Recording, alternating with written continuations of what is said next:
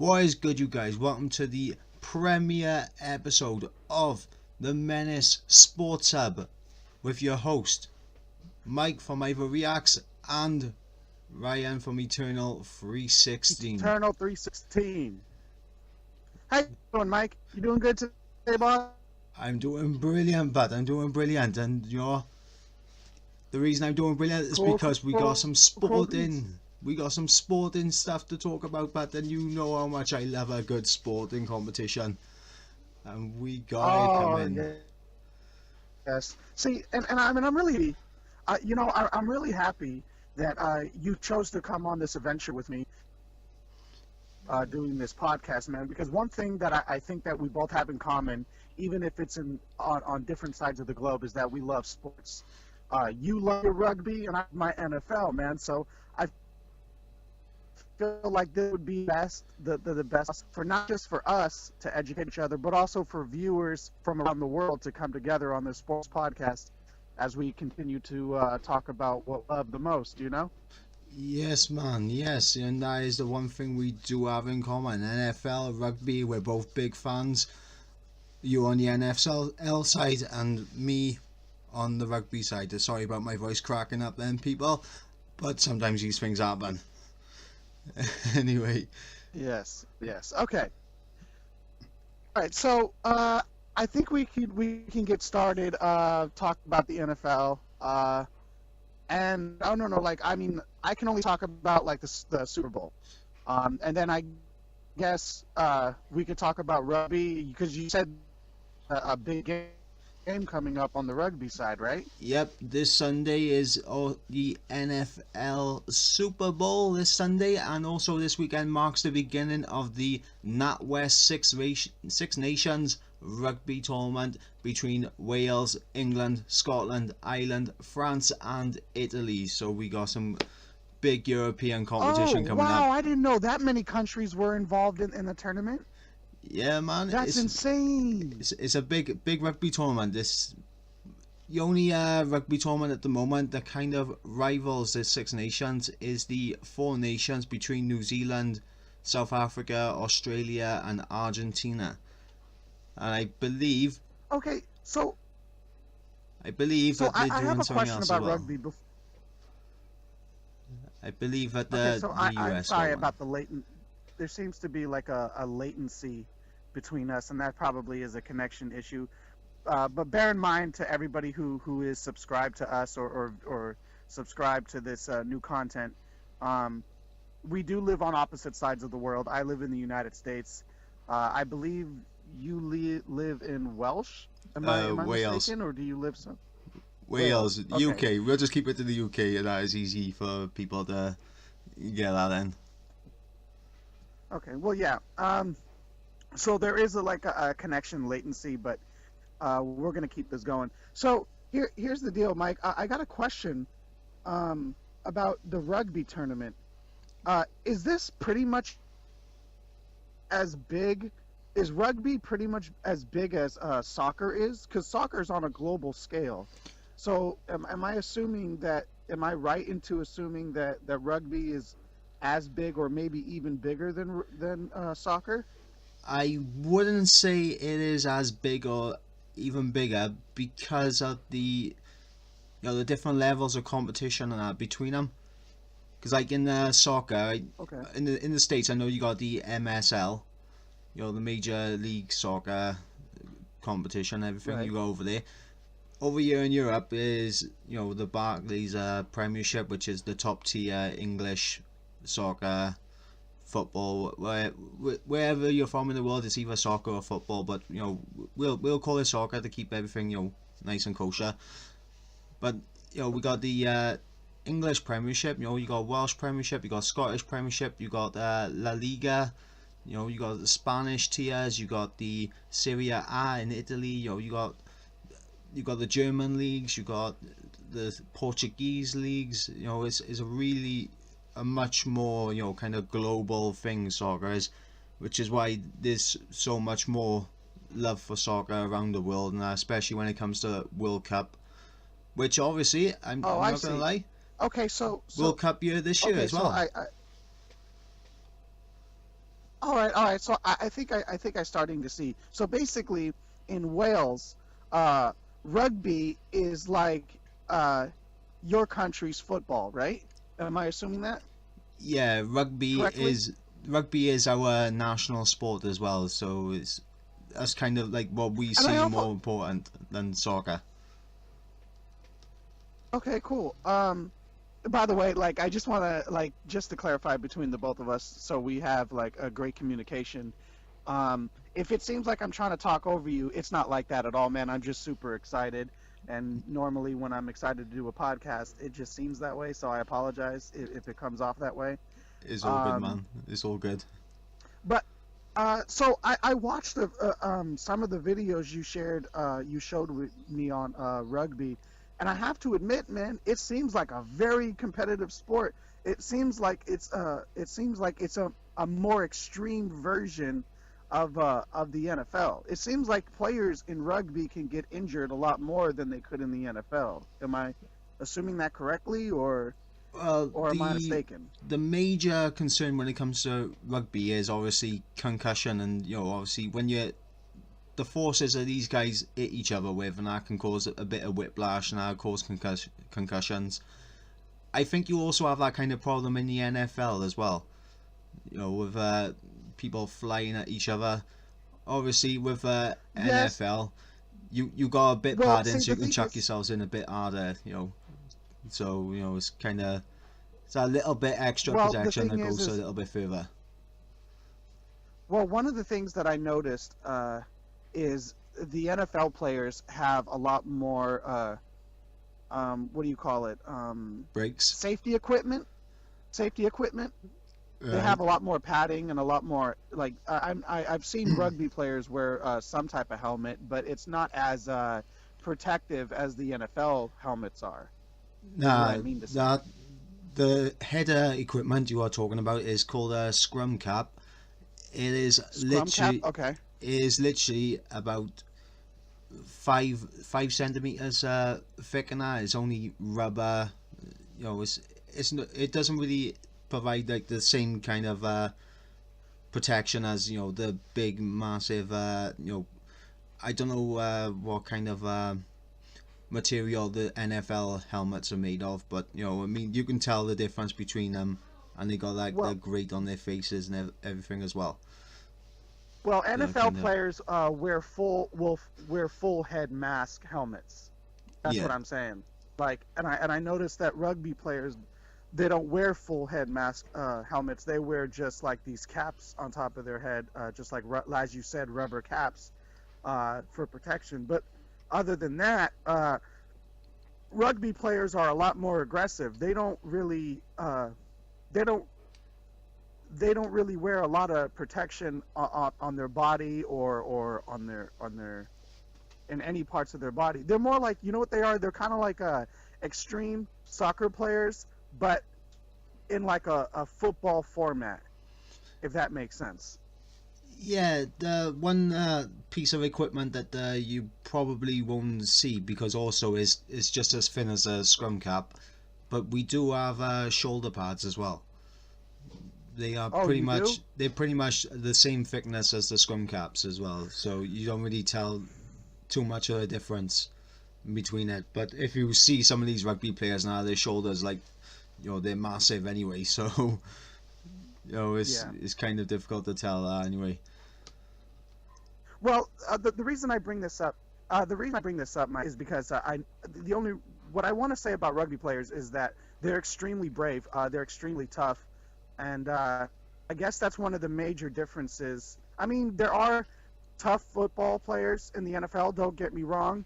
You got to be tough to play in football, but at the same time, rugby is like I said, a lot more extreme version, and I have a ton of respect for these rugby players who put their bodies on the line, go out every day, and play the sport with the risk of getting hurt, man. So I just want to say I've gained a lot of respect for rugby as a sport as a whole, for players putting their bodies on the line like that. Yeah, it's also a more flowing game as well, I'd say, compared to American football. It's just what's it called, as soon as you get that first down or something, or you get sacked by a blitz defense. Yes, I'm using football terminology by you. Yes, Mike's got it. Mike's on point. He's got the footy terminology down to a T. Yes, blitz defense, sack a quarterback. Game over. There you go. Fumble. Right. So yeah, but after that they usually stop and reset then, don't they? Whereas in rugby, I guess. it kind of flows on a little bit more. Yeah, it does. I've noticed that in some of the game plays that you showed me. And I know that some of your listeners are listening and thinking, God, stupid American doesn't know anything about rugby. And you're absolutely right. I don't know nothing about rugby. That's why I'm here to learn. Hopefully, the audience, the American audience that I draw in, I could probably cross them over to rugby and get them influenced to look at the sport just like I did, man.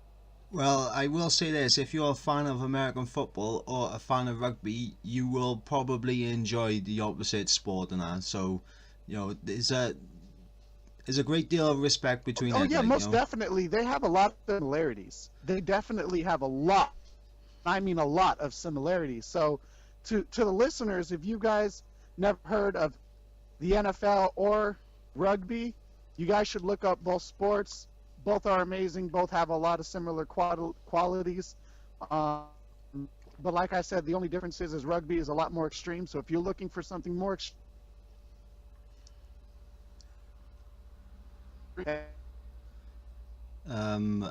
unfortunately, I believe your mic is cutting out a little bit, but. Oh, it is? Oh, can you hear me now?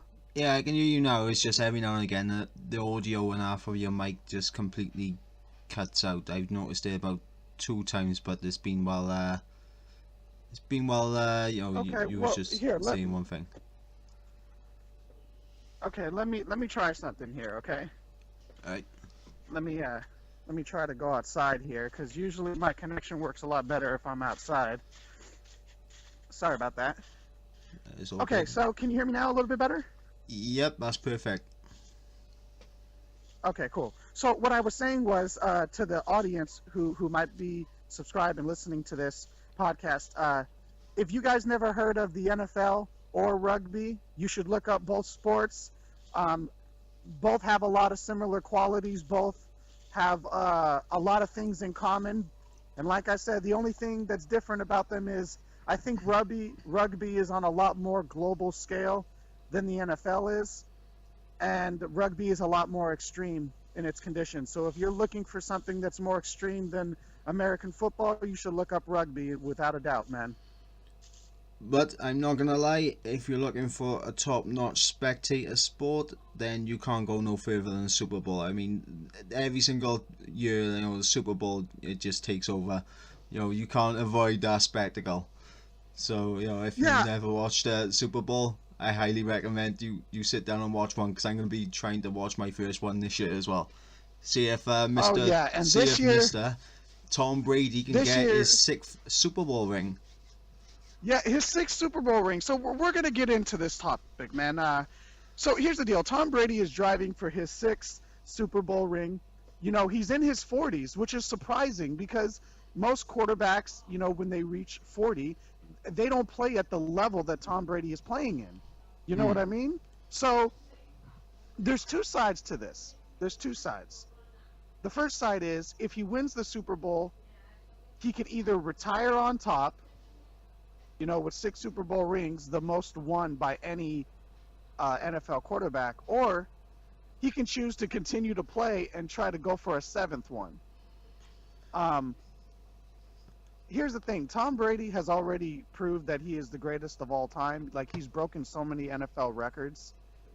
He has been involved with a lot of controversy, but, what sport doesn't have controversy? You know what I mean? Yeah, exactly. So no sport that doesn't go anywhere without controversy. Right.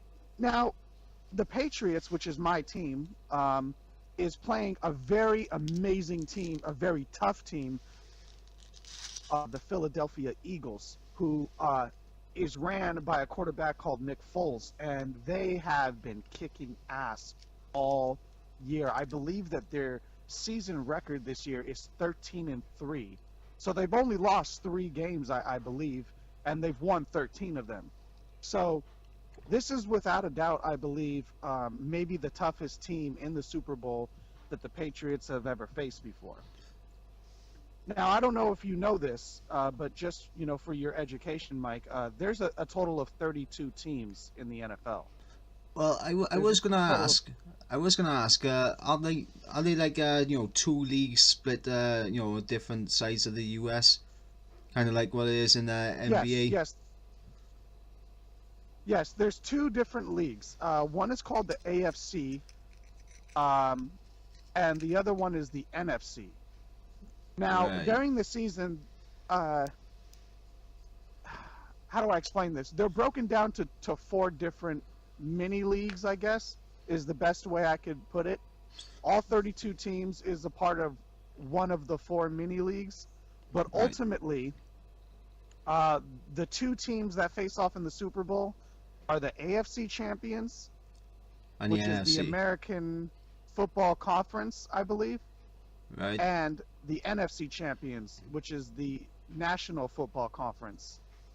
Right, I got you. And I believe the NFC represents, for the majority, the west side of America, or the United States of America, while the AFC represents, for the most part, the East Coast side of America. Yeah, I was thinking where they split up like East Coast, West Coast, and then obviously were you saying that they were like 4 little mini leagues? I take in that that's kind of like the North Central region and the South Central region as well. Yeah, the north, south, east, and west during the season. You know what I mean? But toward the end of the season, they kind of just merge into either the AFC or the NFC. Yeah, Toward the end of the season. I get it, but I get it. So yeah, man. I made I don't know if you guys know this, but as we said, we have YouTube channels. Mike is Ivor Reacts, and I'm Eternal 316. So by all means, look us up on YouTube. But as I said on my YouTube channel, Mike, I wouldn't even have a problem with Tom Brady retiring this year. I caught that. I caught that video as well. I did have a little look about it, because I was thinking, oh, Tom Brady, that's your favourite player retiring? Hang on, I'm gonna have to get your views and opinions on this. Well, I'm gonna say the same thing I said in my YouTube video, man. I would not have a problem as a Patriots fan with Tom Brady retiring,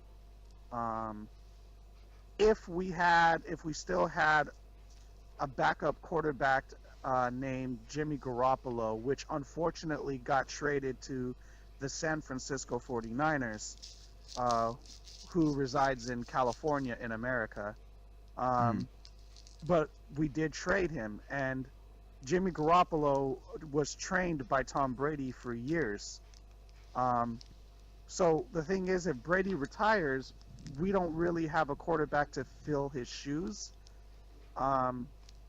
He will undoubtedly go down as the greatest of all time, because like I said, he broke almost every record there is to break in the NFL record books. He's going for his 6th championship in his life, and at the age of 40, he's playing at the best he's ever played. So who knows? Maybe he will retire, maybe he won't.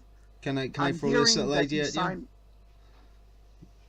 Because I'm going to try and throw this little idea at you, because obviously, when most professional careers come to an end, if they are absolutely amazing at their jobs, and Tom Brady is amazing at his job at quarterback, most of the times they do go into coaching for their big teams, to train up these young gunners coming through.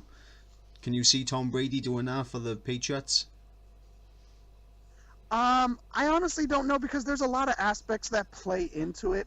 It's not just his career in the NFL, it's also his family as well. I know that Giselle, his wife, who is, believe it or not, I believe a German model, believe it or not. Um, I believe Giselle has been begging him for years to retire. So if he does retire as a quarterback, I don't know if if family wise he would be okay with, or she would be okay with him doing coaching. I don't know. You know, it's not just the business; it's also the family aspect of it too. Hmm. Um, I know that Belichick, who is the present head coach of the Patriots right now, I know he has job offers for other NFL teams. You know, I know the offensive and defensive coordinators have, you know, job offers from other NFL teams too. Um, I don't know. I mean, I want to say I hope that he coaches another NFL team.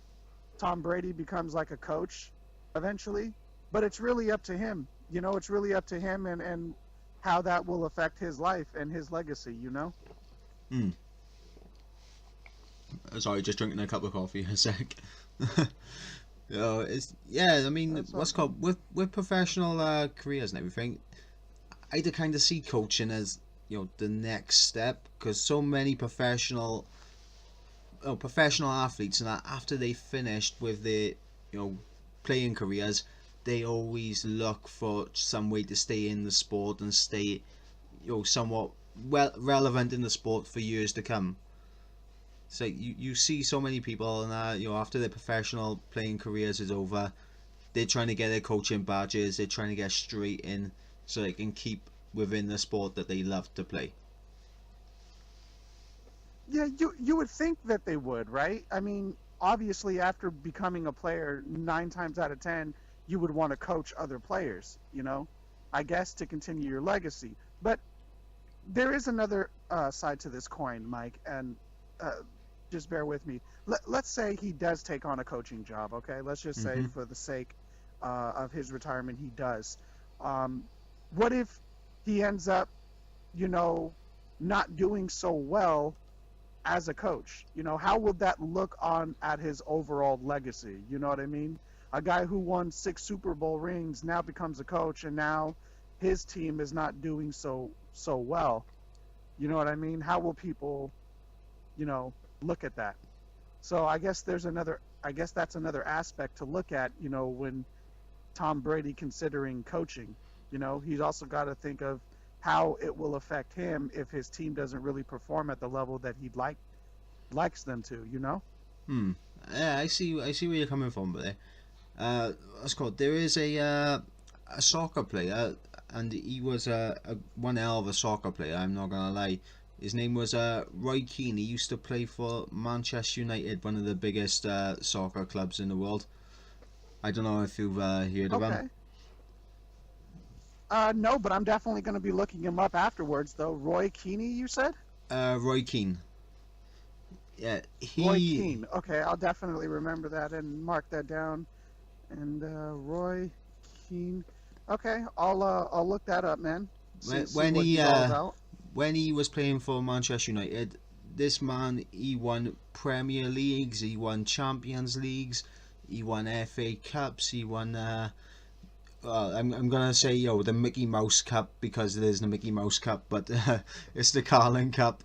It's the cup that no one really cares too much about. It's not one of the major ones, but he won so many championships, and he was the captain of he was the captain for Manchester United. Like, so he was one of the best centre midfielders at that time, and he was one of those people who could boss the field around as well.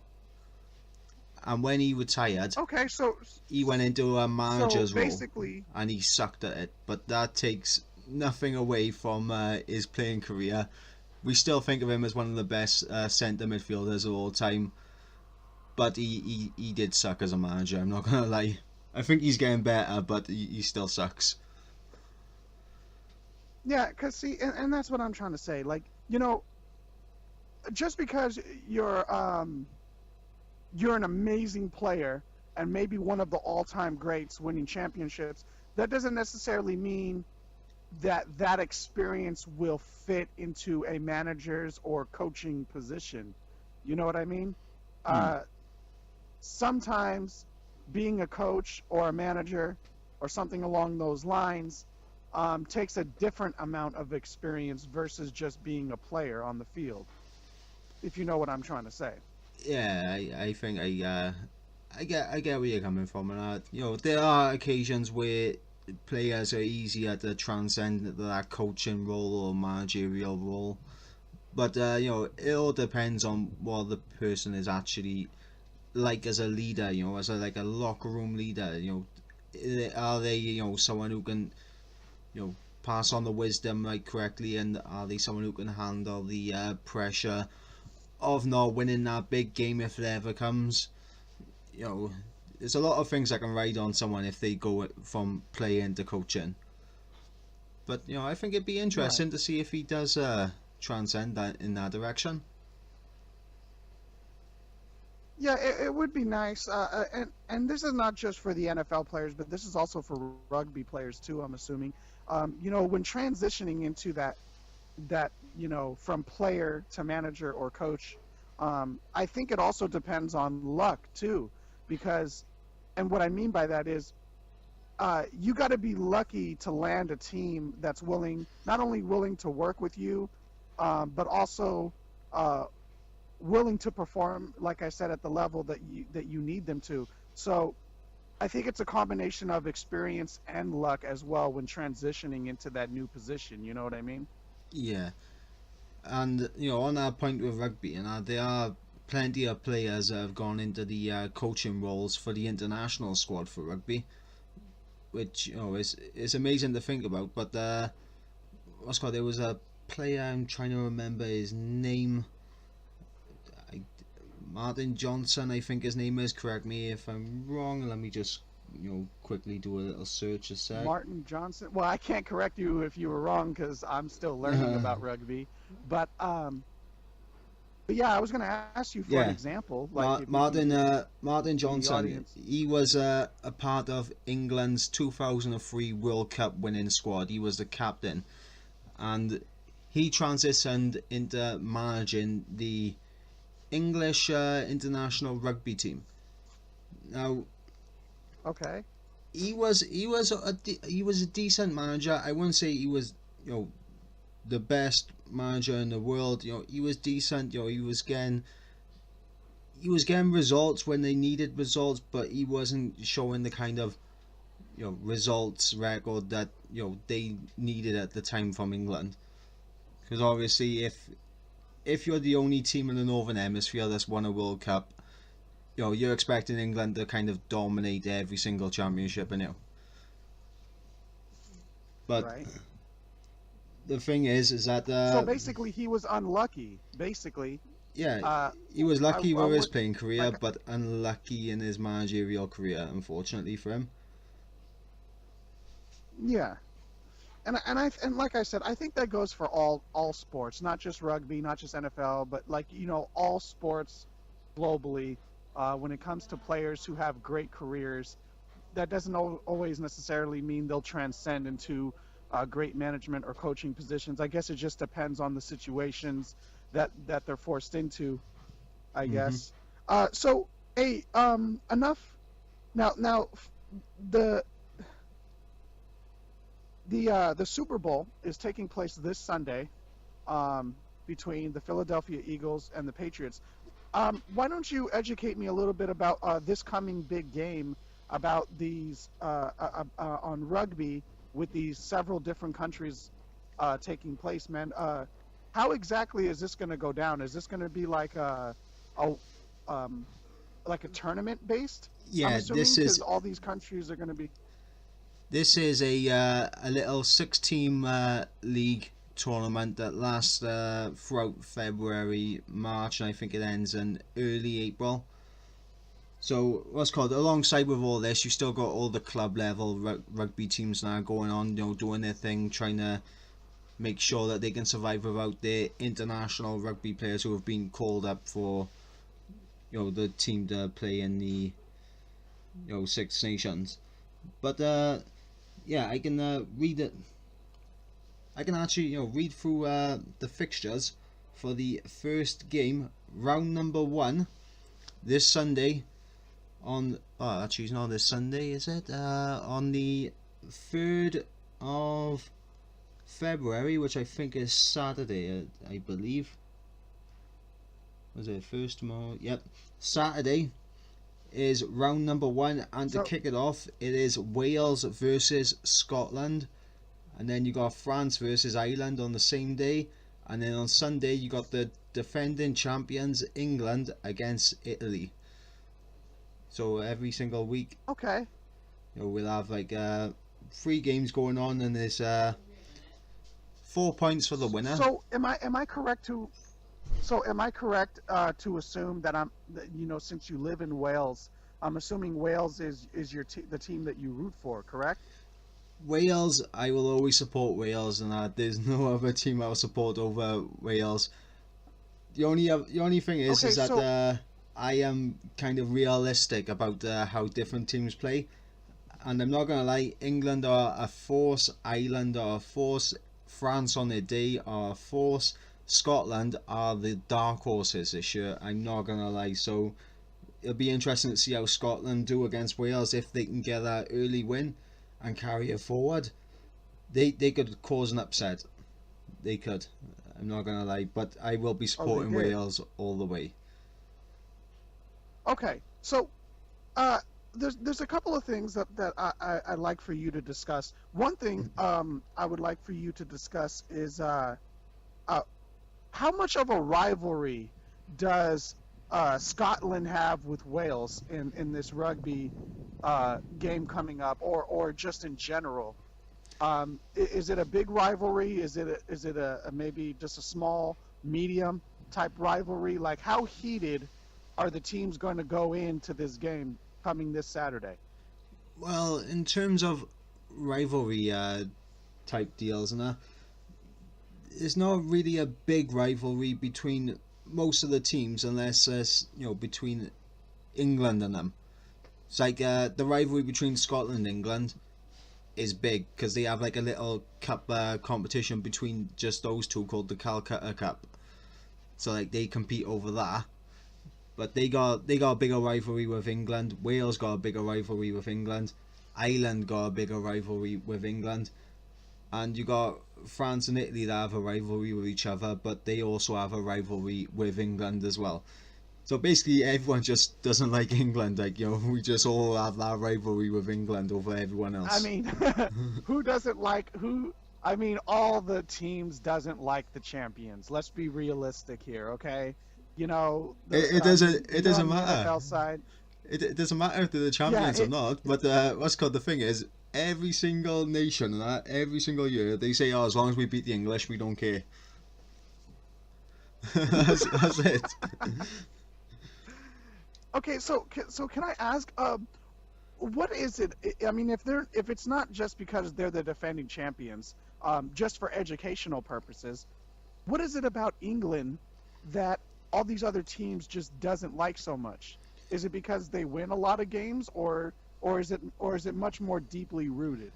Well, for Wales, Scotland, and Ireland, it's a lot more deeply rooted and everything into the past. Like historically speaking, by England was a country that pretty much abused and raped and pillaged all of these 3 nations, and they beat the national languages out of our countries. So I mean, the hatred that we have towards English is based on what they done to us in the past. Oh, I see. So some of the historical tyrannies that I guess England brought in the past kind of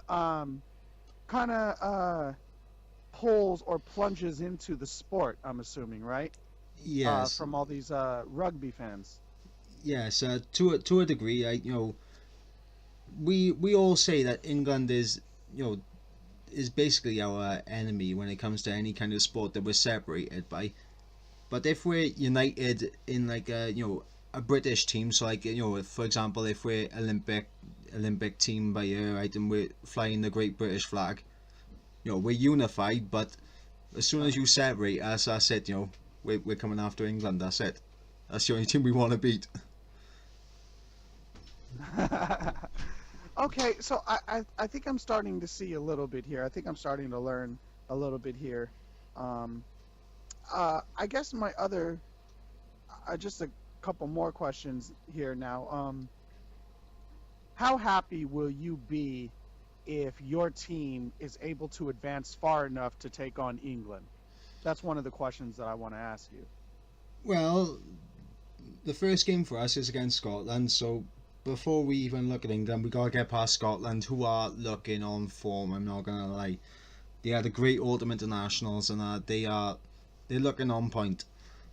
Now, the second round of this competition is Wales versus England, and we have an opportunity to beat Okay. England in England's home country in Twickenham, which is always a great thing. And the last time England expected a nice easy win against Wales at Twickenham, we knocked them out of their own World Cup, which is the one thing that we can say proudly and laugh at them about, because they hosted the 2015 Rugby World Cup and we knocked them out of it.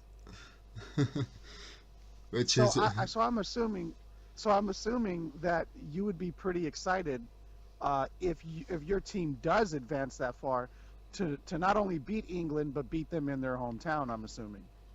oh yeah, I mean, it's a league table, like, so it all comes down to points at the end of the day and how much points you can gain. Obviously, it's 4 points for a win.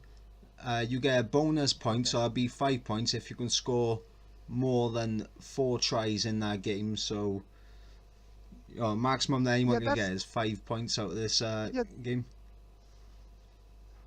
Go on, you was yeah. saying.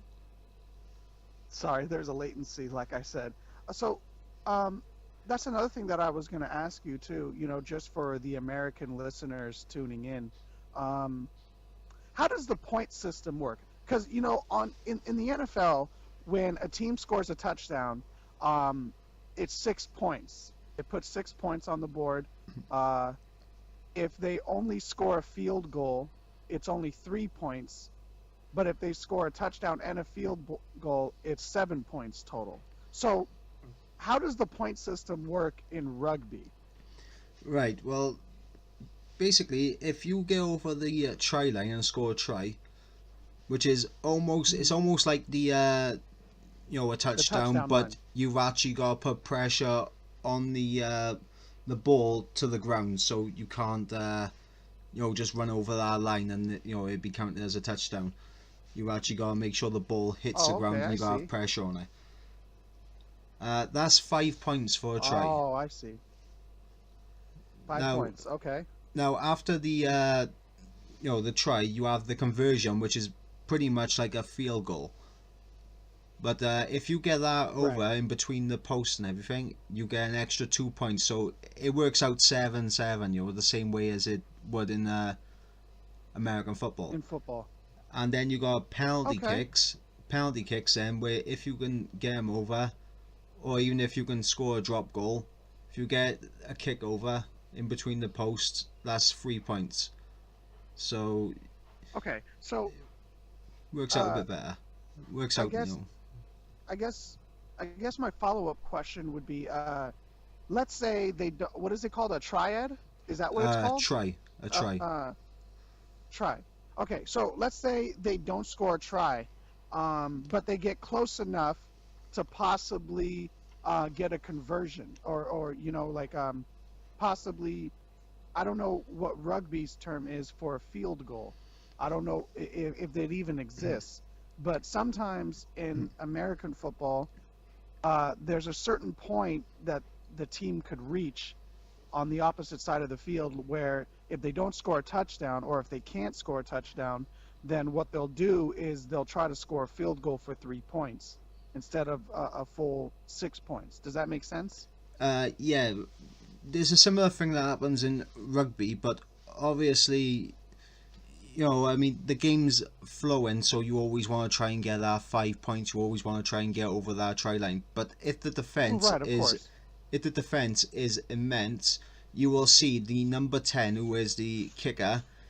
he will drop back behind most of his team. He'll be in the pocket, then ready to receive the ball to knock over a drop goal.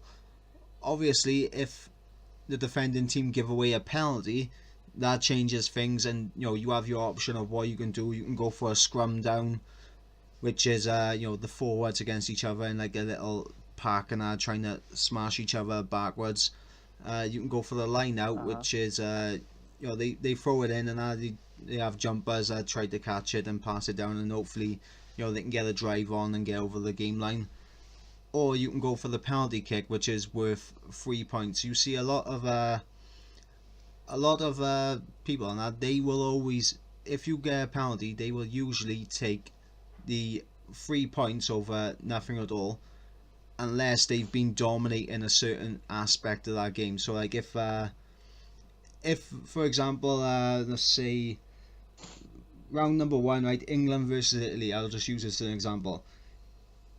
England, if they are dominating the scrum, they will opt for the scrum, and they'll opt to push back Italy, and hopefully then they can find the space and that to just get over the game line, get over the try line, bang, 5 points. If Italy's scrum is stronger than England's, they will not opt for that scrum. They'll probably go for the penalty, or they might opt for the line out. They will never opt against something that they're gonna lose at. So Right, it's all about the variables and that. Like what can you get out of this? Is the best option by you is to drop it back for a drop goal? Is the best option to try and force a penalty?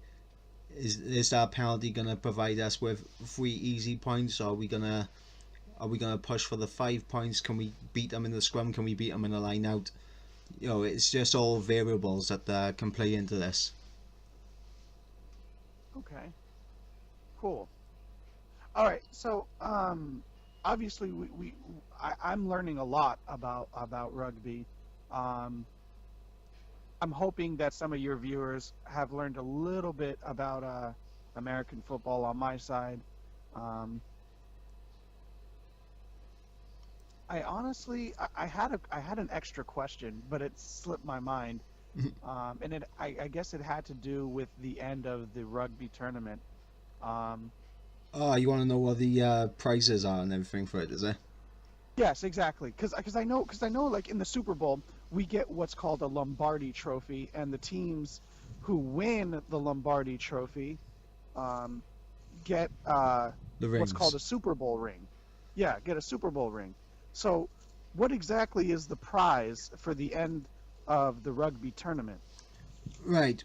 Well, there's a load of little cups and everything you can pick up along the way. Like I mentioned earlier with Scotland and England, they have a little cup that they have between them called the Calcutta Cup. So whoever wins between England and Scotland win the Calcutta Cup that year. Ireland, they have a similar competition with England, and I believe they have one with Scotland as well. I might be wrong about that, but I know they definitely have one with England. That's usually just between 2 different teams.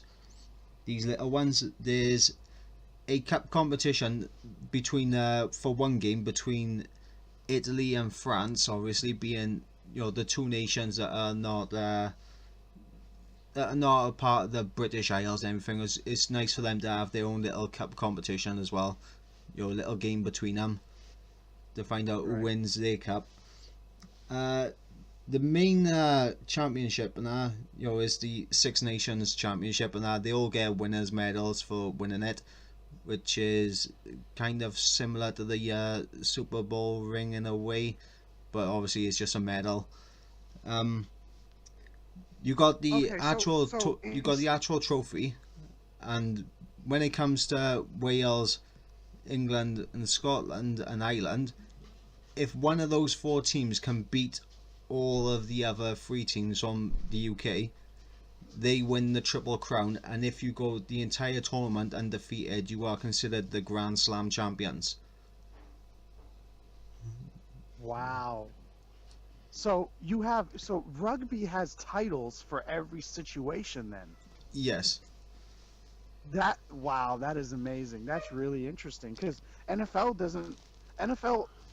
although we have you know, certain trophies like the AFC title or the NFC and the Super Bowl title and the rings, we don't really have a title for a team to be completely undefeated. You know, the Patriots almost went completely undefeated one year.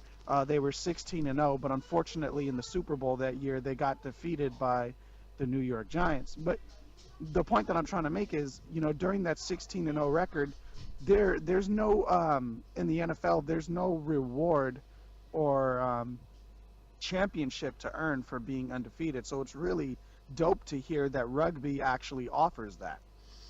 Yeah, I mean, you got a total of 5 games in the Six Nations, so obviously you win all 5. You're the Grand Slam champions. No one can touch you. You won the Six Nations. You won the Grand Slam. You won the Triple Crown if you're Ireland, Scotland, England, or Wales, and you've won all your little kind of one-on-one cups as well.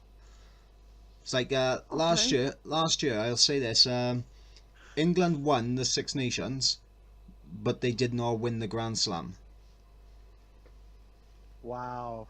because they were beaten Okay. by Ireland, and there was no team that won the Triple Crown because Wales managed to beat Ireland, Scotland beat Ireland, Ireland beat England, So England beat Scotland and Wales, and Scotland beat Wales as well, but lost to England. So no Triple Crown winners, no Grand Slam winners from last year. It was just the Six Nations.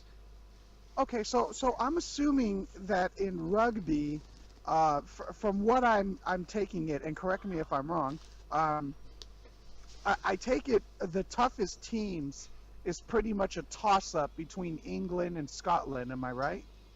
No, actually, the big, the toughest teams, when you look at it from, just in past history and everything, Scotland haven't won the championship since 1999. Okay. So, and back then it wasn't called the Six Nations; it was called the Five Nations because Italy haven't been entered into this competition at that point. Okay. So I guess right now England is at the top of the food chain at the moment, right? Yeah, England are the defending champions at the moment. Is Ireland, okay.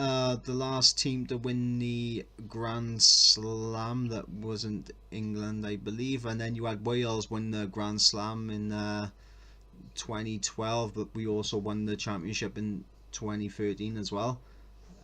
You got France, who haven't won it in a fair few years, but the thing is with France, they are a very good rugby team, but over the past couple of years, they just haven't turned up. They've just been run completely over by the other teams. Usually, every single Yeah. year, you look at Ireland, England, or Wales to kind of lead the way. Yeah, there's a few teams in the NFL uh, that you know that do have Super Bowl titles, but they just haven't won it in several years, and they just keep getting knocked out in the playoff season. A prime example, and no, I'm not trying to talk trash about any other NFL team, but is the Green Bay Packers, you know, Seattle Seahawks, Hmm. um, several and New York Giants, several NFL teams that do have previous championships, present day wise, has not turned up enough Super Bowl appearances to really be considered one of the heavyweights, if that makes sense. Yeah, that makes sense. And what's it called? I'll say this, and when over the past 10 years or so, when you look at the big four from the the big four leading nations in the Six Nations, Hmm. you gotta look at England, you gotta look at Wales, you gotta look at Ireland, you gotta look at France. But if you look over the past 5 years, you're looking at only three. England, Ireland, and Wales. But Okay.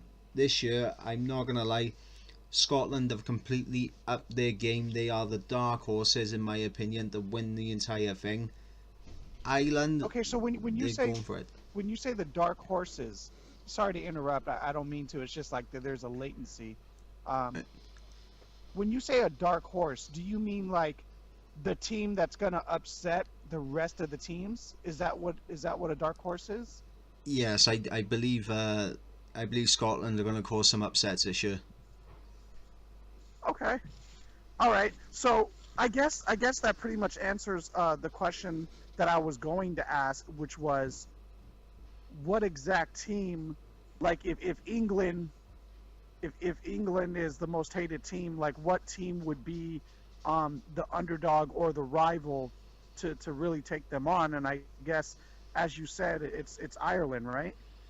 Uh, when it comes to England, their main rivals is Wales in this competition Oh, because is we it do. is it because you guys are neighbors or? It's because of that, but it's also because of the rich history and between England and Wales. Now we always call each other the old enemy. It's like, oh, here we go, England versus Wales. Let's go get one over the old enemy. And Oh, I see. what's called there's two Okay, like so there's two different songs in that they just sing as well. Because the English will sing as long as we beat Llewellyn, we don't care, which is directed at Wales, and we say as long as we beat the English, we don't care. And we got loads of songs that go back and forth each other, load of insults that go back and forth each other. right. When it comes to England versus Wales altogether, this year is actually quite crucial because if England or Wales win this year, they go ahead all time for the most tournament wins and are in this competition because we are both Oh, level right wow. now. Okay, so I think I'm starting to learn a lot here. So Wales and England are pretty much the ultimate rivals because of the rich history involved. Uh, Yeah, as far as Northern Hemisphere teams go, w- yeah. did you say Ireland or Scotland was the dark horse? Forgive me for Scotland, forgetting. Scotland. Scotland is the dark horse that's going to take it all. That most people are looking at as the team that's going to upset everybody else. Correct? That's just from my opinion, guys, because Scotland they Oh, managed to beat Australia. They managed to have a fantastic, undefeated autumn internationals, which is quite difficult to do because they play against teams from the Southern Hemisphere. England, okay. I don't know how England are gonna play because I'm not. I don't want any English fan by here to actually get on me about this, but let's be fair, your autumn international fixtures they were easy games. They're games that you shouldn't be Hmm. losing. Whereas Scotland, Right. they took on Australia, who are one of the best teams in the world. They've won the World Cup on more than one occasion. They've taken on South Africa. They're on point right now, Scotland, and I honestly believe that they are a dark horse and should not be left out of the championship hunt this year. Okay. Cool. All right. Yeah, I think I pretty much get it now. Yeah. Okay. So I guess my last and final question, uh, that has to do with rugby. And by all means, you could ask any question you want about the NFL, and I'll try to answer it as best I can. But Okay. my last and final question regarding rugby has to do with your rivalry, Wales rivalry with England. Is there some type of convention or something that takes place where both the England fans and the Wales fans could meet up for a possible game and possibly coexist, or is there too much hatred for one another because of the history that just doesn't happen? Well, I mean, there's club level games and that where you get teams from Wales that will play against teams from England, so Uh huh. kind of down from the international level. But when it comes to the international games now, basically it's like, right, we are coming now. We are gonna take this game to you, right? We wanna win this game more than any other game. This is our game. We are gonna have it now, right? You don't know what you stepped into, kind of attitude. Like you're just like but you don't want these problems. You see, you're about to catch this fade in the middle of the rugby pitch, but That's kind of the attitude that we all have for it. But after the game's Okay. over, like, we're all in the pub and we all got pints in our hand and we're like, hey, and we were singing. Oh, I see. Okay, so basically during the game, you guys are just at each other's throats, like run this fade, boy. You're Yeah. gonna get your ass whooped. But after the game, the players rejoice over the game, and I guess they unite and just have a jolly old time, right? Yeah, basically, I mean, here's the thing, right? Every single, you know, we don't like England on that one day more than any other. I mean, that is the day where we will literally, tear England apart, like, in terms of Right. verbal warfare and everything. And it happened at the Euros as well. It happened at the Euros because if you looked at what happened in the this is soccer now. This is the European Championship. There was Wales and England in the same group. When we faced each other, there was so much back and forth between Wales and England. But as soon as Russia had a go at England, we was like, no, no, no, no, no, no, no, no. We're the only ones who can have a go at England. No, we were sticking up. We were sticking up for England, and then let's go later on in the championship. You had Northern Ireland and Wales together, and I think I'll link you that video now after we're done by you, where it was just pure banter back and forth between the Irish and the Welsh. Okay, yeah, I would definitely like to check that video out, man. Definitely. Um, Also, if you can, just send me a video of like maybe an after, if you could just find one where after the game between Wales and England, if you could send me a video where they're just all hanging out like united after the game, that would be pretty dope too. Well, usually, they'll be in the stands and they'll be drinking and in fact, I've actually got to mention this because they have decided that they're supposed to be stopping people from drinking in the Principality Stadium, which is the Welsh stadium, because of quite a lot of the back and forth verbal abuse that goes back and forth between different countries. They're actually trying to stop people from drinking in the stadium now, which is gonna be a bit iffy, but Well, how do you feel about that? Do you agree with the decision, or well, I do you think us. disagree?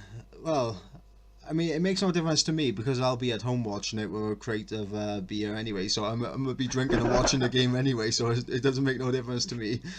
But let's go. Right. The thing is, when it comes to rugby, that is basically a game that you want to watch. Like you want to watch what goes on, but you also want to have a drink with it as well. All right. Cool. Well, I think this podcast was a great podcast. We've lasted for about an hour now. I think it's a great first episode to start off with. Just a few days away just a few days away from the Super Bowl, Super Bowl 52 between the Philadelphia Eagles and the New England Patriots, and the start of the rugby tournament taking place this Saturday. So I will be making damn sure that I try to tune in to the rugby tournament, see your team take on Scotland. what team? Scotland. Yeah, definitely. I'm gonna see. I don't know if our cable channels here on the United States can pick up those games, I think but if not, ESPN. I think ESPN. ESPN. I think so. I'm not sure. You might Okay. have to check that. But Okay. I think Well, ESPN does. let me ask you. Like, is there some website uh, that maybe we could tune in and watch it live, or no? I don't know because when it comes to the rugby over here, it's on the BBC and ITV, which is two different television I think companies. American television gets the British. Yeah, you get What is it? BBC America, don't you? Yeah, the British channel over here on America. Yeah, I think so. I Uh, believe so. well, what's called? There's also like an app which I got downloaded called BBC iPlayer, which Okay. you can watch live television from BBC One, BBC Two. So if the rugby game is on BBC One, for example, you'd be able to watch it live even if you're not in the house, So it'd Oh, be okay. Well, how about this? Why don't you on Messenger after this podcast is over, send me a link to that. I'll share it on my Twitter, to my followers. You share it with yours, and yeah, we'll definitely tell the audience what that app is called again. the app is called BBC iPlayer. So if you guys are not going to be around and are not going to be in front of a TV to watch the rugby, you can check on BBC iPlayer, connect to a hotspot, and you can watch it live in the middle of a park, or maybe in the middle of a line waiting to get a coffee at Costa Coffee because they take ages. You know what I'm on about. You know what I'm on about. Don't even get me started with the Starbucks out here, bro. Don't even get me started. Oh, I haven't even started with Starbucks. Oh, Starbucks don't want this thing. Starbucks, you better catch his hands. I want my coffee, Starbucks are definitely gonna have to run this fade, bro, with their long ass lines and ridiculous ass fucking menus. I They made keep a- changing up those fucking menus, and I don't even know what the fuck the new flavors are. But hey, it is what it is, bro. I made an order about 2 years ago. I'm still waiting for that to come through. It's terrible. All I wanted was a coffee, 2 sugars, milk. It's not that complicated. Well, anyway, listen, to the audience, thank you for tuning in, you guys. We greatly appreciate it. Thank you for your subscription. We're definitely going to continue these podcasts on a more frequent basis. I think, you know what we should do? We should do a pre-game podcast, which is what we're doing now. And then Post-game. Post-game, yeah. So I'm going to tune in definitely to the Wales taking on Scotland. And Yep. It's Scotland, right? Or Ireland? Scotland. Scotland. Okay, I was right. So I'm definitely gonna download that app, and I'm gonna watch the Scotland versus Wales game, rugby. You guys, make sure you guys tune in to the Super Bowl 52 Philadelphia Eagles New England Patriots. Oh, speaking of that, Speaking of that game, predictions before. Oh, predictions. We gotta do it. You're We gotta right. do it. We gotta do the All right, predictions. so why don't we start with your end? What is your prediction, realistically? And I know you're rooting for Wales, but realistically, how can you see this game turn out, man? Scotland win. Scotland wins. I Okay, honestly, do you want to give a prediction score, or I think it'll be quite a close game. I'm thinking somewhere along the lines of 22 to 21, maybe something like that. It's going to be a very tight game because Wales are adapting a new kind of style by year. But I think Okay. Scotland will edge it, and I also think man of the match for Wales versus Scotland, Hugh Jones, because that man's an absolute tank. He is a beast on the pitch. So Hugh Jones, man of the match for me. all right. So that's one hell of a prediction. As far as the Super Bowl, New England Patriots taking on the Philadelphia Eagles, TB12 Tom Brady taking on Nick Foles. I am rooting for my team. I honestly don't know how this game is going to go, but don't get me wrong. The Philadelphia Eagles is a great team. They can squash the pocket real easily, but I can never, ever doubt Belichick and Brady. So what I'm going to do is I'm going to roll with my team. I'm going to say this is going to be a very close game. I think Tom Brady's going to pull a miracle out of his ass like he always does. And I think it's probably going to be 20-24 New England Patriots, and Tom Brady wins his 6th Super Bowl ring. That's my prediction, man. What about MVP? And MVP. I'm not just saying that because the New England Patriots are my team, guys. I'm saying that because you never, ever bet against Tom Brady, and we learned that last year. When he was down 3 touchdowns, and he came back and won that bitch. So I'm not going to sit here and say that Brady's not going to win it. I'm going with Brady. So it is what it is. That's my prediction, man. Okay, yeah, I can appreciate that. So it looks like we're predicting two very close games by you. Oh yeah, definitely. No, like I'm not saying this is going to be a blowout game on either side. Hell no. The Super Bowl is going to be one hell of a tough game. These are the two toughest teams. You know, it sounds like you got a tough game on your hands too. Mm-hmm. So thank you for starting this podcast movement with me, man. I appreciate it. No worries, man. Let's move forward to the games. All right, man. Hopefully, the next podcast we can actually come back with a huge smile on our cheeks because our teams win. Yes, sir. Also for you guys, right? Don't forget to check out both of our YouTube channels, Eternal 316 and Ivor Reacts. Don't forget to hit us up on our social media. At Eternal 316, at Ivor Reacts on Twitter. Don't forget to check us out wherever whatever kind of social medias we're on now. I want some absurd ones. And if you now. guys have any questions whatsoever or any comments you guys want to submit that you want us to read on podcast, by all means feel free, man. We're here for the fans. Yep, no worries. And obviously, right, if there is a sport that you wish for us to include in the next one, drop us a little comment and we will do our research and we will get into it. Hell yeah. All right. So audience, you guys have a good night and we'll see you after the games. Shall catch you again. Bye.